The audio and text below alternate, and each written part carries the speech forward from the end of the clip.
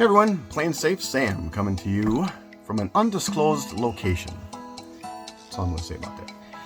Hey, I was checking my YouTube video earlier, and this is going to be part 2. I wasn't able to get any of the videos of the tail or the nose gear on the Sundowner in because my Apple phone isn't happy with trying to make videos or movies or whatever you want to call it. So anyway, I'm going to do it here. I will be able to put in the videos that I wanted to show you. I mean, they're pretty short ones, and then some pictures, and they're pretty short too. And then let you see what exactly was going on with the airplane and what caused the damage. And I want to make one thing clear, that I'm not blaming the owner for anything. I'm not blaming us for anything. I'm just trying to get the word out there, because there's a lot of airplanes that are just like this, including my Musketeer. It's the exact same setup on this thing, and if somebody else has a nose shimmy on one of these type airplanes, I want them to be able to not ignore it and go find the reason for it. And these bolts that hold that steering collar onto the nose gear, they were still in there, and they were still safetied. So there was no way for anybody to look at that and see that they had been sheared at some point. We don't know how many were sheared. When it was first going on, we changed the shimmy dampener on that airplane, and so we're in there working on that, and we had no idea that any of the bolts there had sheared. I have had conversations now with the FAA already about this. There's not anything they can really do at this point, but I just want to get word out to let people know that if you have a nose shimmy, it doesn't matter, I guess, if it's a Beechcraft or a Cessna or anything, Piper, whatever, have somebody look at it and figure out what's going on, because the vibration or the shake in the front is, you have to understand, it is magnified to the back of the airplane. I don't know, I won't even guess how many times, but it's, especially when it's violent, it's going to do some damage to the tail section or to the firewall or to structure like we have on this one here. So I want everybody to understand that I'm putting this out so that maybe we can prevent it from happening to somebody in the future where it is a catastrophe. We're lucky, thank goodness for the people that build these things. They build them super strong, and thank God that nothing happened out of this. So here's the video of the tail first. We'll start there. We'll put the video up and a couple pictures of it so you can see what was going on there, and I'll be right back.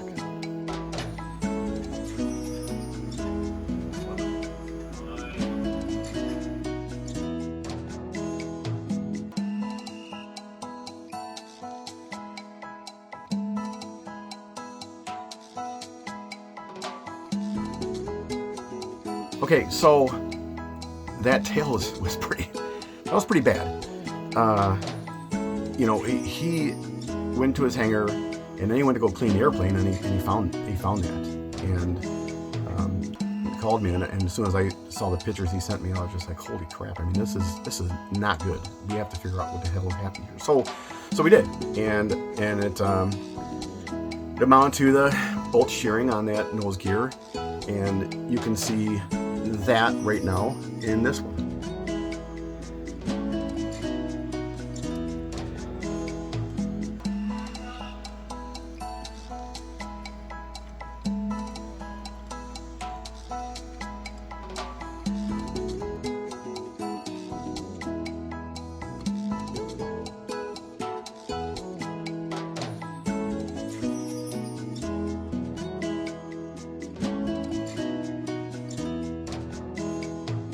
All right, so that nose gear, the way it was twisting, the collar on it was turning, and then the nose wheel itself wasn't really even, there was like one bolt in the front holding it, so it was able to turn at a different rate. It basically wasn't even doing anything, it was not attached. I mean, it was one bolt away from being totally disconnected. So that would have left him stranded on a runway. But he had steering to get back to his hangars, so that was good. Anyway, this is a process. I think I mentioned in the earlier video, part 1, that we've already done a repair to the tail. We've done a repair to the nose. And then we found the structural damage on the fuselage just forward of the doors. So that repair alone. And the tail section, we have to send a tail out to have that repaired. So I'm not going to give you a dollar amount yet on it, but we estimated about 200 man hours just for the fuselage, just for that piece right in front of the doors there. That's with pulling the engine mount, pulling the firewall off to gain access to that. It's going to be a huge job. Mark is going to have his hands full.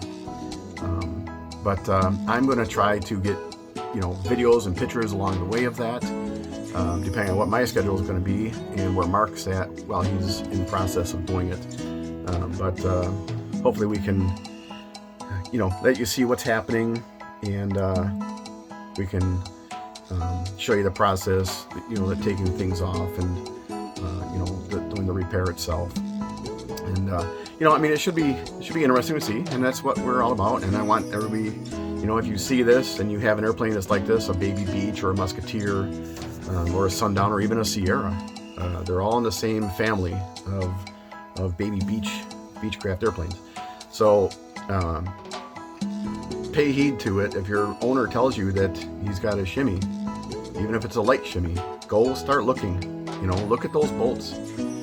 These shimmy dampeners, the one that was on his originally was, you couldn't reseal it. It was untouchable. You couldn't do anything with it. So we actually found one that was a rebuildable version. So it's a fuel serial numbers down, part numbers up, right, from the original. But we were able to rebuild it. But the problem is, that's hard to find. And we got lucky and found it, and we were able to rebuild it. But if you're having a shimmy problem, if it's not the shimmy dampener, if you can't determine it's the shimmy dampener. I mean, ours, on his, it just went without doing anything. So basically allowing the nose to shimmy. So when we repaired that, we thought we had the thing figured out, but we didn't, because we didn't know what was going on internally. We couldn't see it. So anyway, like I said, I just want this video to be up here so that if you have a Beechcraft, Sundowner, Musketeer, whatever it is, a Sierra, and you have a shimmy, a nose wheel shimmy, make sure you start looking for the problem. Have your mechanic look for it, or if your mechanic looking, if your owner's telling you he's got a shimmy, like our owner was telling us, but it was only every now and again. He had a shimmy on one flight, the next flight would be just fine, right? And so it's like, how do you troubleshoot something like that? Well, now in retrospect, we know where to go to look for the problem, right, before it becomes a major problem. So that's it. I'll put up part 3 when we start in on the project. We're going to move that airplane over to the other side of the hangar, so Mark can just, that'll be his just go at it place, and I'll get in there and try to take some videos while he's doing that. All right, well, I appreciate it, everybody. It's Happy New Year today. Hope everybody is having a good one, and let's make 2025 rockin'. Take care. See you next time.